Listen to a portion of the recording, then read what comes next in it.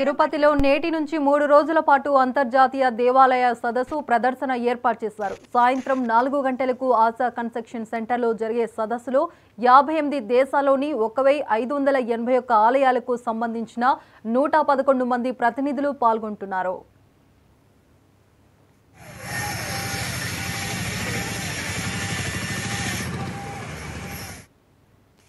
AP CM Chandrababu Naidu, Maharashtra, Goa సీఎంలు ఈ కార్యక్రమంలో పాల్గొంటారు. ఇందులో 111 మంది వక్తల ప్రసంగాలు, 60కి పైగా స్టాల్స్ ప్రదర్శన, 15 వర్క్ షాప్లు ఏర్పాటు చేశారు. కేరళ గవర్నర్ రాజేంద్ర ఆర్లేకర్, ఏపీ ఉప ముఖ్యమంత్రి పవన్ కళ్యాణ్ 3 రోజుల సదస్సులో ఒకరోజు పాల్గొంటారు. ఇక 19న మంత్రి నారా లోకేష్ హాజరవుతారు.